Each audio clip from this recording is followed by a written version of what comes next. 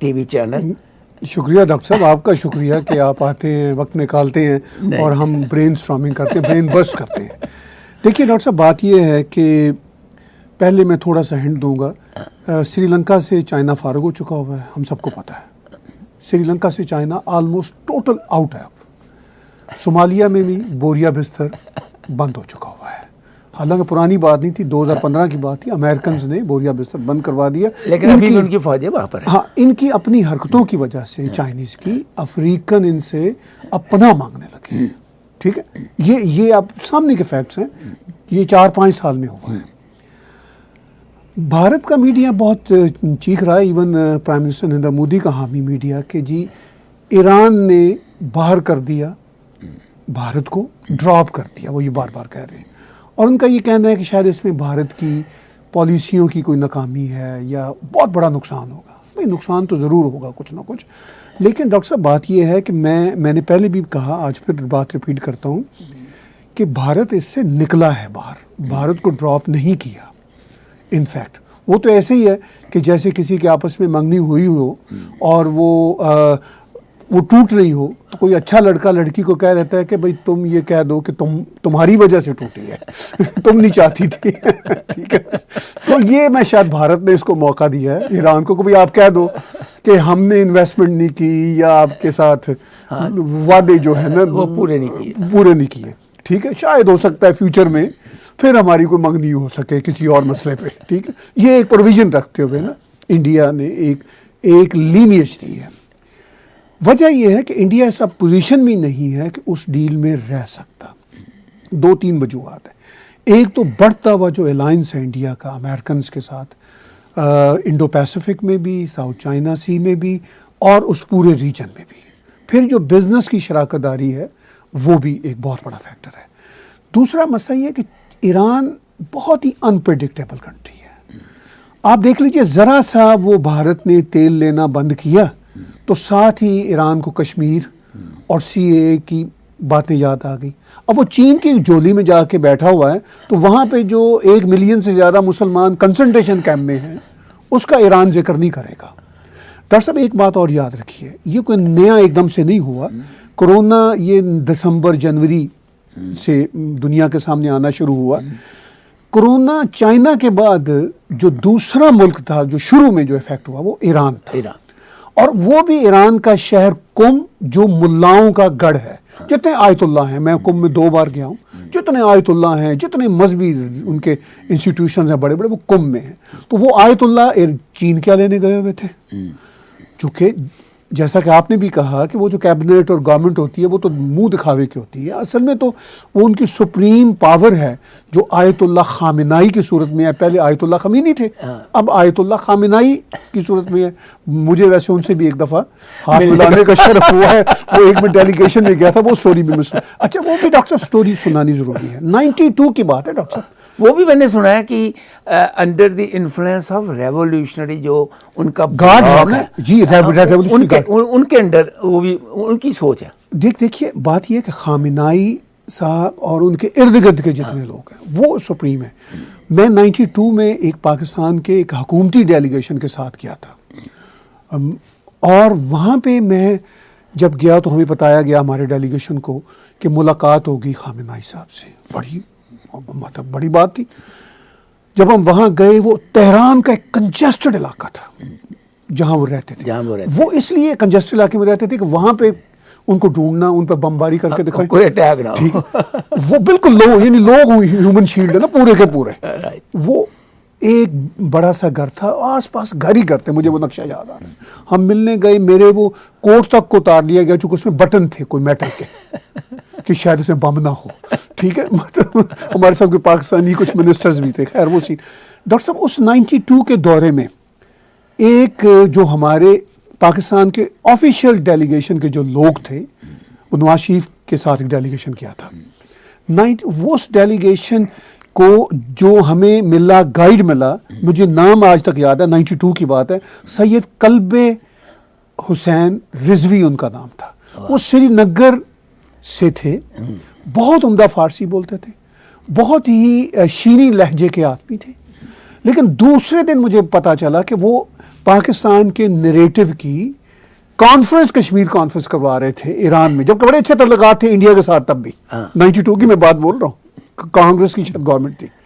लेकिन वो उन्होंने कॉन्फ्रेंस कराई होटल लाली तेहरान में, जो इंटरकॉन्टिनेंटल पहले होटल होता था, वो अब उसका होटल लाली नाम है। उसमें कॉन्फ्रेंस कराई इंडिया के खिलाफ, पाकिस्तानी कश्मीर नेटो, ये तो 92 की बात है। ठीक है, अब इंडिया ठीक है उनके साथ वो अलायंस बना रहा था अपनी स्ट्रैटेजिक जरूरतों की वजह से, ऐसा होता है। ऑयल की बहुत, ऑयल भी है, नहीं ऑयल के साथ साथ वो जो सेंट्रल एशिया तक इंडिया का पहुंचने का इजी राउट था वो भी था। दूसरा जाहिदान की जो बात है, जाहिदान जो ईरान का बलूचिस्तान है वो उसका हिस्सा है, जो बिल्कुल पाकिस्तान के बॉर्डर पे है।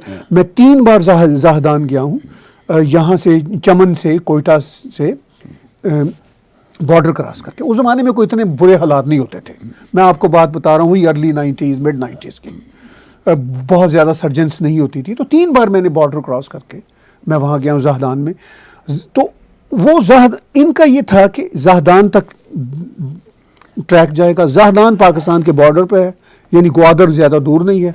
बलूचिस्तान, चूँकि आधा बलूचिस्तान ईरान में है, आधा बलूचिस्तान पाकिस्तान में, जैसे आधा आधे से ज़्यादा पंजाब पाकिस्तान में है जियोग्राफिकली, और एक बड़ा हिस्सा भारत में भी है। इसी तरह पंजाब जिस तरह डिवाइड है 2 कंट्रीज में, बलूचिस्तान डिवाइड है ईरान और जैसे कश्मीर भी डिवाइड है, ठीक है ना, कश्मीर भी डिवाइड है। तो ये जो सारी सूरत हाल है, तो ईरान बिल्कुल प्रेडिक्टेबल कंट्री नहीं था। अच्छा, भारत की एक मजबूरी है डॉक्टर साहब, भारत एक डेमोक्रेटिक सोसाइटी है, उनका स्ट्रक्चर जो है ना वो ईरान एक टोटलिटेरियन स्टेट है। ये शादी ज़्यादा अरसा चल ही नहीं सकती थी, चूँकि ईरान का तो मूड ही एकदम से चेंज हो जाना है।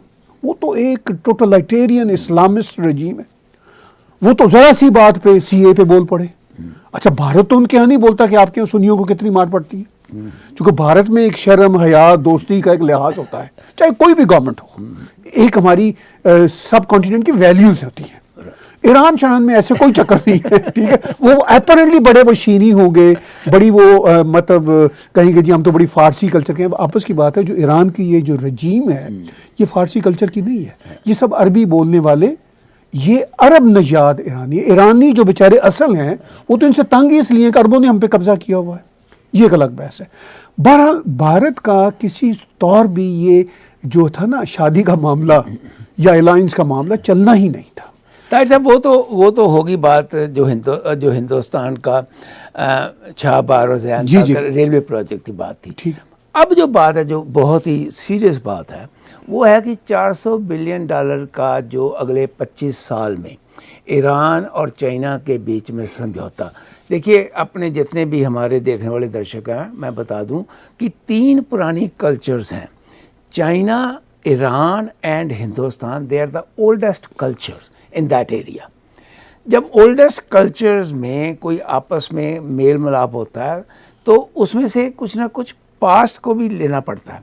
लेकिन सम और दी अदर ये जो शादी हुई है अगले 25 साल, जो उन्होंने कहा कि रहेगी नहीं रहेगी, हु नोज़, लेकिन ये जो 25 साल की शादी का प्रस्ताव उन्होंने 2016 में दिया था, जिसमें उन्होंने बहुत ज़्यादा कब्ज़ा करने की बात किया। वो टेलीकम्युनिकेशन भी होगा, पोर्ट्स भी होंगी, रेलवे भी होगा, है बैंकिंग। मैं हैरान हूँ, बैंकिंग में भी उन्होंने कहा कि हम पार्टिसिपेट करेंगे आपके बैंकिंग को। ये जो सिलसिला है इस वक्त, ये क्या जी साहब अगर यहाँ पर पहुँच जाते हैं, पाकिस्तान साथ मिला हुआ है। पाकिस्तान तो मैं समझता हूँ एक अनदर सैटेलाइट ऑफ चाइना है, हाँ जी, पाकिस्तान साथ मिला हुआ है।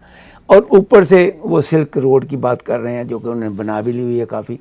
ये क्या अफेक्ट करेगा आने वाले टाइम के ऊपर, और इसका इफेक्ट जो है वो वर्ल्ड पॉलिटिक्स के ऊपर और हिंदुस्तान की पॉलिटिक्स के ऊपर क्या पड़ने वाला है, ये इम्पोर्टेंट चीज़ है। डॉक्टर साहब, बहुत सारी बातें हैं। पहली तो मैं ये बात करूँगा कि बिलाशुबा 3 पुरानी सिविलाइजेशंस हैं। चीन ने अपनी सिविलाइजेशन की खुद बर्बादी कर दी कम्युनिस्ट पार्टी को ऊपर बैठा के। ईरान ने अपनी सिविलाइजेशन की बर्बादी कर दी ये इस्लामिस्टों को ऊपर बैठा के। रेवोल्यूशन, ठीक है ना जी, मतलब ये इस्लामिस्ट है, रेवोल्यूशनरी भी है, ड्रामा है, ये इस्लामिस्ट है, सीधी सीधी बात है। अच्छा, ये अब भारत ही रह गया जो एक्चुअली ओल्डर सिविलाइजेशन है, जो अपने आप को रिटेन कर रहा है, बल्कि रिवाइवल ऑफ सिविलाइजेशन की बात मोदी साहब की गवर्नमेंट में ज्यादा हो रही है। ओल्ड कल्चर, ठीक है ना। तो वो यानी सिविलाइजेशन तो अब एक ही रहेगी, बाकी दोनों सिविलाइजेशंस तो वो करप्ट हो चुकी हैं। अब वो इन्हीं का आपस में प्यार, मजबूरी, जिसे कहते हैं ना मैरिज ऑफ इनकन्वीनियंस, वो इसलिए होगी दोनों टोटलिटेरियन स्टेट्स हैं, दोनों को किसी को पूछने की आवाम को जरूरत नहीं होती, चीन में भी और ईरान में भी।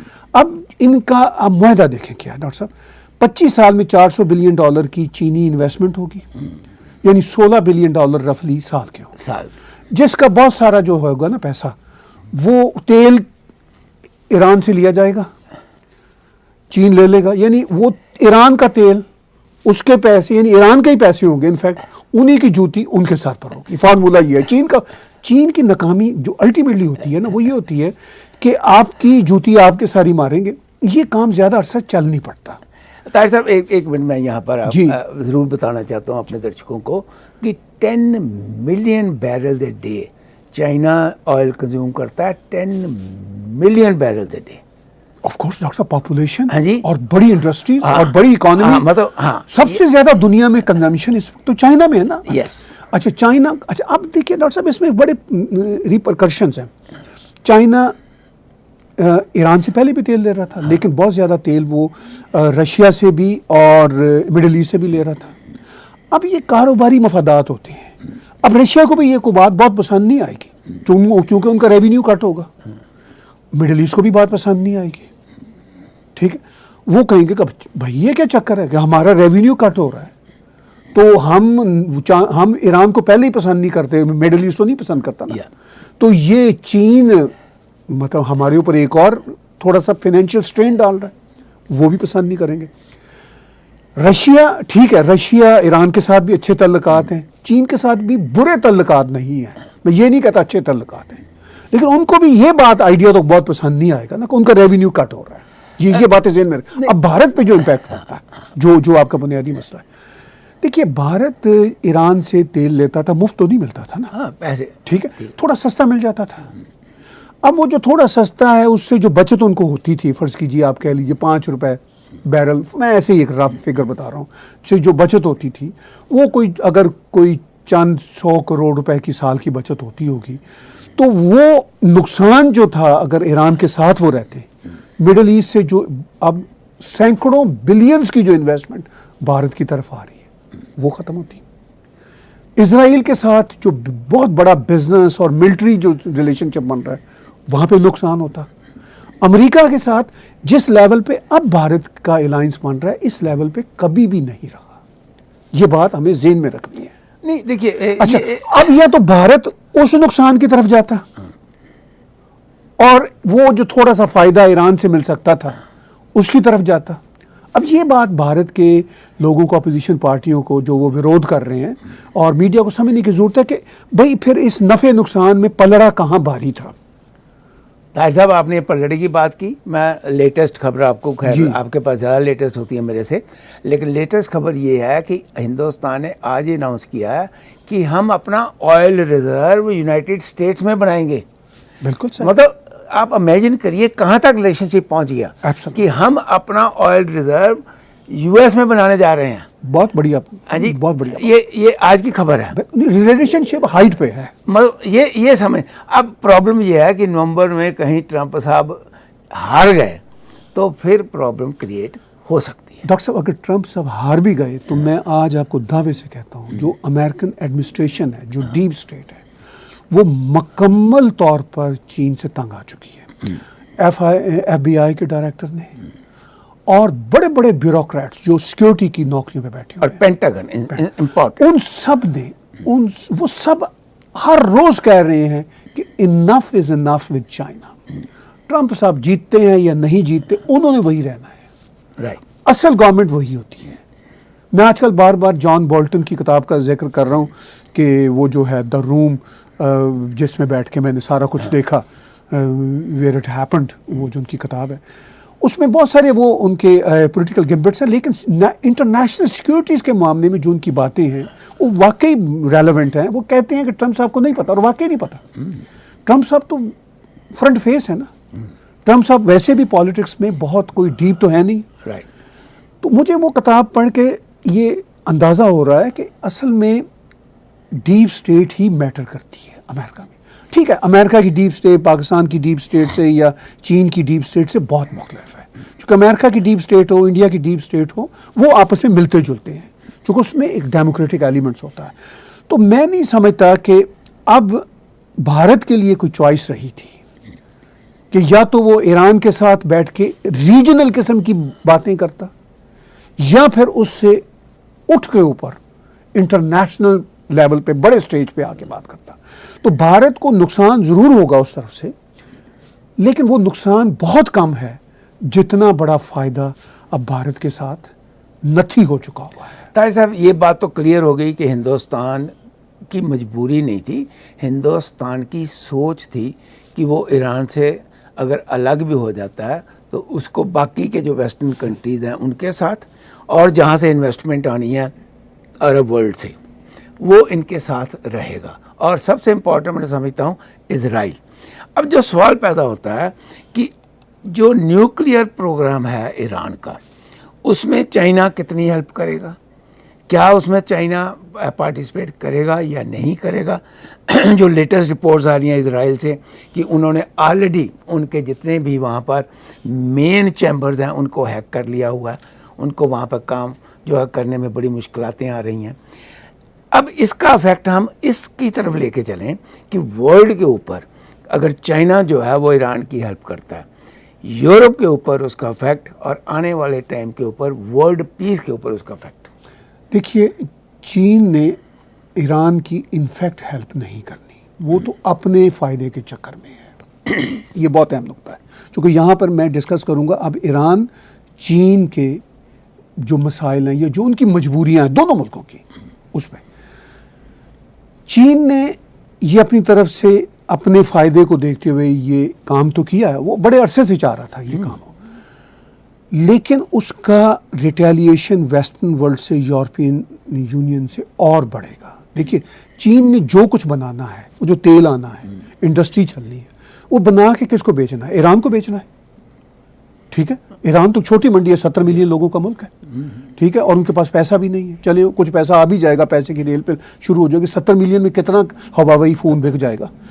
मार्केट तो फिर भारत है, मार्केट तो यूरोप है, अमेरिका है, कनाडा है, कंज्यूमर सोसाइटीज़ ना, ऑस्ट्रेलिया, इन सब से तो अब चीन के तल्लुकात ऑलमोस्ट ख़त्म होते जा रहे हैं। जो मजबूरियां हैं हमारी वेस्टर्न वर्ल्ड की, उन मजबूरियों की वजह से ये उनसे कुछ चीज़ें लेते रहेंगे, लेकिन आहिस्ता अब हवाई की तो उनको कोई मजबूरी नहीं होगी ना। मतलब सेल फोन की तो कोई मजबूरी ना अमेरिका को है ना कनाडा को है। राइट। हाँ, ऑलरेडी उन्होंने डिफरेंट हमारे अपने आईफोन्स हैं, अगर हमें ज़रूरत होगी तो सैमसंग ले लेंगे। ठीक है, हमें हवाई की तो कोई ज़रूरत नहीं होगी। 5G इंटरनेट पूरे का पूरा अमेरिका से ही कंट्रोल होता है।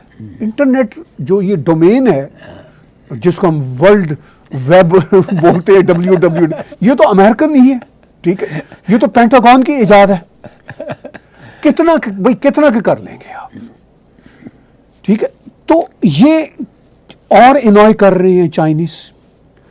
ठीक है, वो इनको European union, world, western world कहेंगे चाइनीज को कि भाई आप गलत कर रहे हो, ईरान के साथ जा रहे हो। क्योंकि सर यूरोपियन यूनियन भी चेंज हुई, वो भी ईरान के साथ अब खुश नहीं है, और इस अलायंस के बाद वो और खुश नहीं होंगे। लेकिन अब ईरान की भी मजबूरी, अपना हम जो पाँव है ईरान के जूते में भी डालते हैं। ईरान इस सारी सूरत हाल में कहाँ जाए जब कोई भी उसको ब्याहने के लिए तैयार नहीं है। पर ईरान तो ऑलरेडी जो है वो अकेला पड़ चुका हुआ है अमेरिका की वजह से। अमेरिका ने क्या, वही डॉक्टर साहब कह रहा हूं, जो भी कंपनियां ईरान के साथ डील करेंगी, हम उनके साथ डील नहीं करेंगे और उनको हमारा गुस्सा देखना पड़ेगा, सैंक्शंस लगेंगी। हाँ, वही सब कंपनियों। लेकिन वही मैं डॉक्टर साहब कह रहा हूँ कि ईरान की इकॉनमी तो फिर लग गई ना दीवार के साथ, वो तो आगे लगी हुई है। ठीक है, मतलब नहीं, वो चल रही थी बहुत कम। ये ओबामा के ज़माने में बड़ी मुनासिब तरीके से वो चलने लगे थे, ट्रीटी में आ गए थे सब। सदर ट्रंप ने भी ट्रीटी कुछ साल पहले ऑफिशियली ख़त्म किया ना, पहले तो बोल ही रहे थे ना। ये साल पहले जब ख़त्म की है तो वो उसके बाद ये इनका ये हाल हुआ है। तो अब उनकी मजबूरी ईरानियों की ये है कि भाई हम तो कुएं की वो मुढेर पर बैठे ही हुए हैं, नीचे गिरने ही वाले हैं, ठीक है हमें कोई थोड़ा सा कोई रस्सी मिल जाए ताकि हम ना गिरे। वो अपने चक्कर में, यहाँ पे डॉक्टर साहब पाकिस्तान का आपने जिक्र किया था, वो बड़ा इंपॉर्टेंट फैक्टर है। हाँ। ठीक है, अब पाकिस्तान की मजबूरी ईरान से भी ज़्यादा है। पाकिस्तान का मसला ये है कि पाकिस्तान ईरान के साथ 3-4 वजूहात की बिना पर जा नहीं सकता। अपेरेंटली में लगता है जा सकता है लेकिन जा नहीं सकता। एक तो शिया सुन्नी फैक्टर है, ठीक है, शिया पाकिस्तान में भी हैं लेकिन सुन्नी ज़्यादा है। हाँ। सुन्नी 70% ऑलमोस्ट। एक तो ये फैक्टर है वहाँ पे। दूसरा बड़ा फैक्टर है कि पाकिस्तान की जो रिलायंस या जो डिपेंडेंसी रही है अरब वर्ल्ड पर फॉर अ लॉन्ग टाइम, वो ख़त्म नहीं हुई अभी तक। वो पाकिस्तान ईरान के साथ किस तरह ज़्यादा बैठ सकता है, पाकिस्तान के लिए बहुत बड़ा मसला है, क्योंकि अभी भी उनकी इतनी बड़ी लेबर फोर्स बैठी हुई है अरब दुनिया में। पाकिस्तान को वहाँ से जो फ़ायदा होगा, जो ईरान से पाकिस्तान को कोई फ़ायदा नहीं होने वाला। पाकिस्तान को चीन से भी कोई और फ़ायदा नहीं होने वाला। जो हो रहा माड़ा मोटा पंजाबी में जिसे कहते हैं, इससे ज़्यादा नहीं कुछ मिलने वाला। और पाकिस्तान आज भी, मैं दावे से कहता हूँ डॉक्टर साहब, आज भी पाकिस्तान चाहता है कि अमेरिका हमें अपनी झोली में बिठा ले, अरब वर्ल्ड के ही हम पास रहना चाहते हैं। उन्होंने ये चीन का ये जो है ना सारे का सारा ड्रामा देख लिया हुआ है। जो ईरान की मजबूरी है ना, वही पाकिस्तान की मजबूरी है। वो जाएं कहाँ जाएं वो? अब वो मुसीबत ये है, वेस्टर्न वर्ल्ड ये कहती है कि अब हम आप पे, पाकिस्तान को कहते हैं अब हम आप पे ट्रस्ट नहीं करते। वेस्टर्न वर्ल्ड के जो हमें पता चला है, बैकडोर डिप्लोमेसी में पाकिस्तान को for the past at least 2 years ये मैसेजेस हैं कि आप भारत के साथ सिंसियर हो जाओ, भारत को प्रैक्टिकल एश्योरेंस दे दो कि हम आपके साथ प्रॉक्सी टेररिज्म नहीं करेंगे। पाकिस्तान कहता है कि हम पहले भी तो प्रॉक्सी टेररिज्म करके आपके साथ चल रहे थे, वेस्टर्न वर्ल्ड को कहता है, अरब वर्ल्ड को कहता है हमें अब भी चलने दें, क्योंकि वो हमारे सर्वाइवल का मसला है। हमने अपनी फौज का जो बजट है वो भारत के साथ ही तो रखा हुआ है कंडीशन है। वो वेस्टर्न वर्ल्ड कहती है कि अक्ल के नाखन, होश के नाखन लो, इस माइंडसेट से, इस आइडियोलॉजी से बाहर आओ। तुम्हें भारत से इतना फायदा हो सकता है, तुम्हें दुनिया के किसी मुल्क से इतना फायदा नहीं होगा। तुम्हें $200 बिलियन साल की टूरिज्म बिजनेस, अगर तुम ये अपनी हरकतें छोड़ दो, अगर तुम ये दाऊद इब्राहिम, ये हाफिज सईद और ये लखवी, इस तरह के लोगों को ये जो तुम संभालते फिर रहे हो, इससे तुम्हें जो नुकसान हो रहा है डॉक्टर साहब, ये जो माइंडसेट होते हैं ना रियासतों के, राइट, खर दिमागियाँ जिसे कहते हैं हम पंजाबी में, राइट, पाकिस्तान की जो एस्टेब्लिशमेंट आर्मी के बड़े, वो जो है ना, इस काले पत्थर को कोई हिला नहीं रहा। मैंने एक दफ़ा, एक मेरे ज़ाहिर है मेरी डॉक्टर साहब उम्र 58 ईयर्स हो गई है, एक आर्मी में एक मेजर जनरल है, शायद अभी भी हो, वो मेरे क्लास फेलो रहे हुए।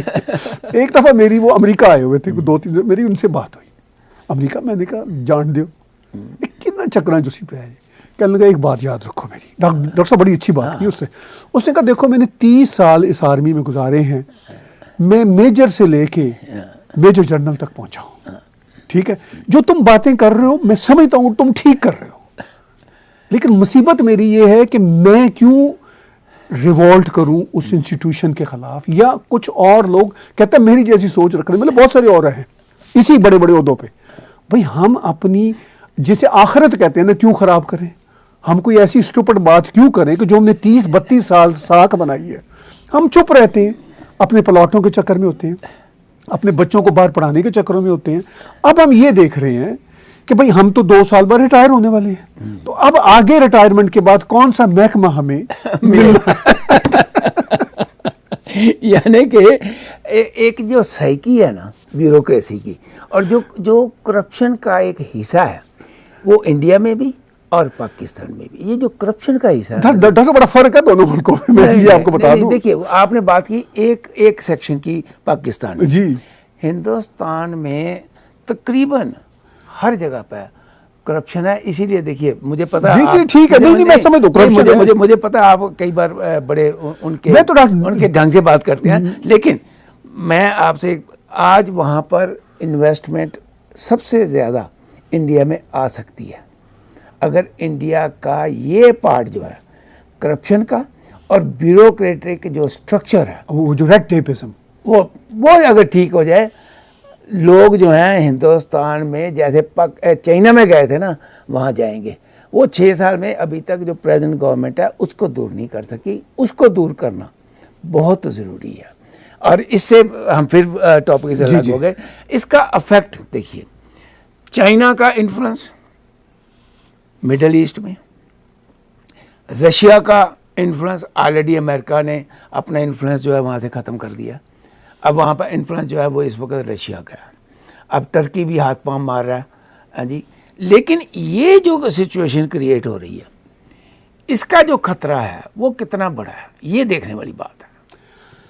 डॉक्टर साहब देखिए, खतरा जो है ना, ये खतरा तो इनएविटेबल था, ये तो होना ही था। मैं आपको इसकी मैं वजाहत यूँ करता हूँ कि चाइना को जितना अमेरिकन ने, यूरोपियन यूनियन ने छूट दी, चाइना एक इकोनॉमिक माइट बन गया। अब चाइना के एम्बिशन जो हैं, कम्युनिस्ट पार्टी ऑफ चाइना के एम्बिशन तो हैं, वो तो है कि अब मिलिट्री माइट भी बनना है। मिलिट्री माइट वो अमेरिका तो बहुत दूर की बात है डॉक्टर साहब। कोई अभी तक चाइना की जो मिलिट्री माइट है ना, वो आप 1 रखें, अमेरिका अभी 100 है। इतना बड़ा फर्क है। नहीं, वो तो मैं मानता हूँ। अच्छा, वो चाइना तो अभी तक रशिया के मिलिट्री माइट के आगे नहीं खड़ा हो सकता, क्योंकि पहले तो दुनिया वो सामान बेचे ना उनको, ये जो नई नई टेक्नोलॉजी होती है, क्योंकि वो तो दुनिया, अमेरिका वो पहले ही ये अक्लमंदी की कि उन्होंने ये सामान नहीं बेचा, वर्ल्ड ट्रेड ऑर्गेनाइजेशन में तो आने दिया, डॉलर स्टोर तो चलने दिए, वॉलमार्ट तो चलने दिए, प्रोडक्ट तो आने दिए, पैसा ले गया चीन, लेकिन ये सामान नहीं बेचा, जिससे बचत हो गई। जिससे क्योंकि चाइना एक्सपर्ट है नकल मारने में। ठीक, वो तो हर दुनिया में अब कोई भी नकल मार सकता है डॉक्टर। लेकिन ये है कि वो बड़ी सेंसिटिव टेक्नोलॉजी है अमेरिकन के पास, और कुछ सेंसिटिव टेक्नोलॉजी रशियंस के पास है। उनका सर्वाइवल ही यही है कि वो अपनी टेक्नोलॉजी को जितना भी महफूज रख सके वो से। अब आप ये देखिए, ये लड़ाई जो है ना, अब वो लड़ाई सामने डॉक्टर साहब, आपने, मैंने कई दफ़ा बात की, अब ये बम्बों की लड़ाई बहुत मुश्किल है, क्योंकि ये हो गई तो ख़त्म है दुनिया। ठीक है, अब ये लड़ाई इकोनॉमिक, साइबर, इंटरनेट, ये लड़ाइयाँ हैं। देखिए ना, चीन के होश इंडिया ने एक दफ़ा गवा दिए ना 59 ऐप्स का बंद करके। ठीक है, उनको कहा कि छुट्टी भाई, होश ठिकाने आ गए। अगर इंडिया को 4 बम भी मारता तो वो होश ठिकाने नहीं आ, उन्होंने 4 मार देने थे। ठीक है, तो अब ये इस सारे खेल तमाशे में खतरा जो था ना, अब एम्बिशन कम्युनिस्ट पार्टी का तो रुकना नहीं था, ना रुक रहा है, वो तो आगे आगे जा रहे हैं। अब पाकिस्तान और ईरान दीवार से लगे हुए मुल्क हैं। वैसे ही ईरान तो खुश था जब तक यूरोपियन यूनियन कुछ उनको अकोमोडेट कर रही थी, ओबामा उनको ले आए थे अपनी ट्रीटी में, और इंडिया के साथ भी तल्लुकात, तो खुश था ईरान। ख्याल था कि वो धीरे धीरे शायद हम अपनी मुलायत भी बरकरार रखेंगे, अपने लोगों को भी मारेंगे, और हम दुनिया में बड़े सुरखरू भी हो जाएंगे। चीन का भी यही ख्याल था कि हम मारेंगे अपने लोगों को, मुसलमान भी कंसंट्रेशन कैंप में, जो ह्यूमन राइट्स की बात करे वो भी कंसंट्रेशन कैंप में, हांगकांग भी, और दुनिया हमें बल्ले बल्ले भी कहे। अब वो सूरत हाल ख़त्म हो रही है। अब ये जो दीवार से लगे हुए 2 मुल्क हैं, ईरान और पाकिस्तान, चीन दीवार से लगा हुआ बहरहाल मुल्क नहीं है, उसके पास इकोनॉमिक माइट है, लेकिन मैं आपको दावे से कहता हूँ डॉक्टर साहब, वो भी दीवार से लग जाएगा। अब और देखिए डॉक्टर साहब, यहाँ पर एक और बात है, 25 साल की ये बात है। मैं आज प्रेडिक्शन करता हूँ 25 साल मेरे लिए तो बहुत मुश्किल है, आगे हम देख भी सकेंगे नहीं देख सकेंगे, लेकिन दुनिया देखेगी कोई ना कोई जनरेशन। डॉक्टर साहब 25 साल में क्या ईरान रहता है? और ये जो चीन का इस वक्त का स्ट्रक्चर है ये रहता है। लोग कहते हैं जी रह ही रहा है ना, अब उसको क्या होगा। मेरे ये आर्गूमेंट है कि चीन पर अब पाबंदियां और अब शिकंजा सख्त होना शुरू हुआ है अब। और मेरी ये आर्गूमेंट है कि ईरान के बीच लोग जो हैं अंदर से बहुत दुखी हैं, बहुत दुखी। वो रिवोल्ट करने के लिए तैयार हैं। उन्होंने पीछे रिवोल्ट किए भी, सैकड़ों आदमी मारे गए हैं जी उस रिवोल्ट में।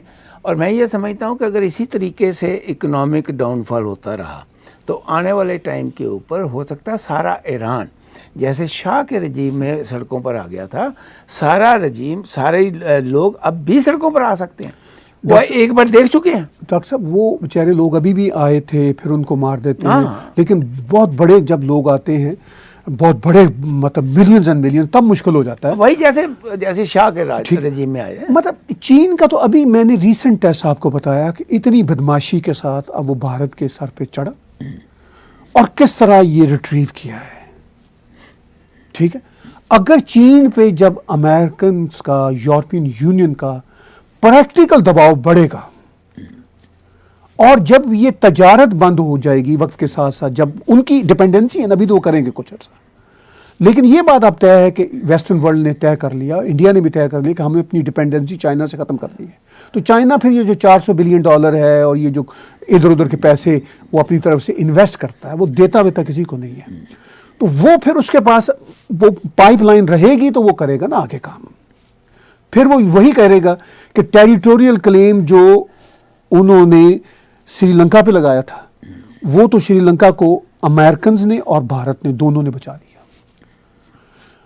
अब आप देख लीजिए नेपाल में, अब आज ही नेपाल के प्राइम मिनिस्टर ने कहा है कि मेरी जगह कौन आएगा, मेरी जगह कौन आएगा। ठीक है, यानी चीन कितना उसको बचा पाएगा, ये यू एंड आई नो कि it's not a long road for this PM.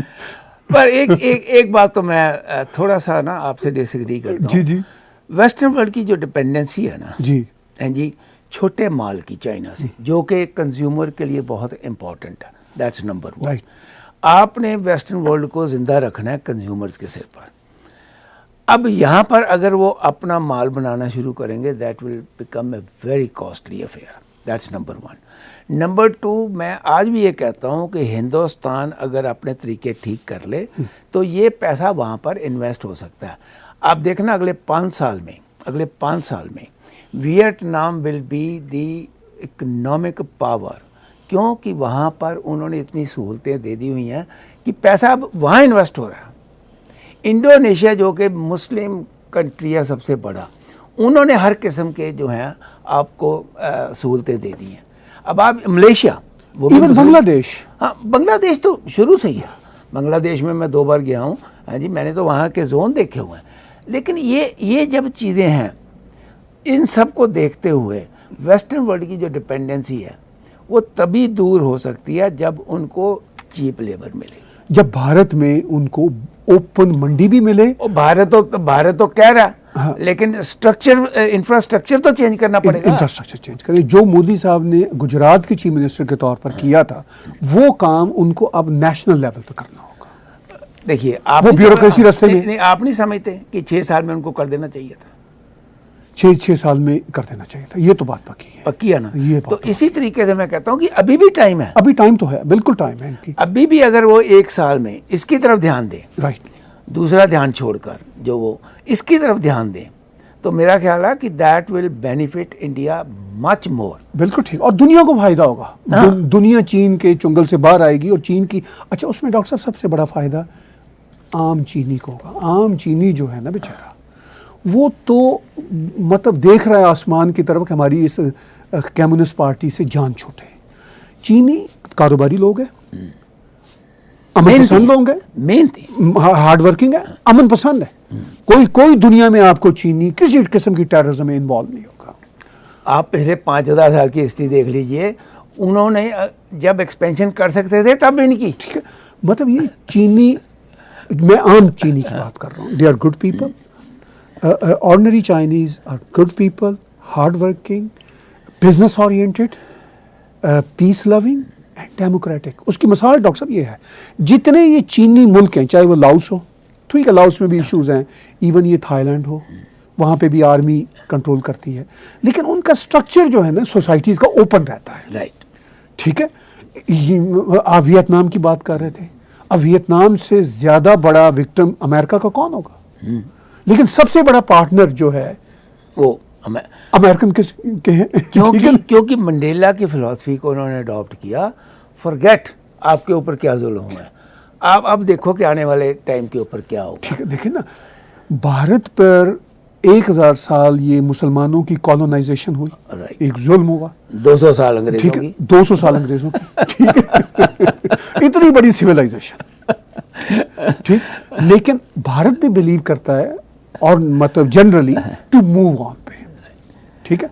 अच्छा, तो ये मैं जो जितने आप ये चीनी नस्लों के मुल्क हैं, ताइवान, वियतनाम, इवन मैं तो ये जो कोरियन नेशंस हैं ये भी तो सीनो नेशंस हैं, डेफिनेटली, ठीक है ना जी? डेफिनेटली। अब फिलिपाइन तक, इवन इंडोनेशिया, अब इंडोनेशिया मलेशिया में इंडियन सिविलाइजेशन है और चाइनीज सिविलाइजेशन है, दोनों।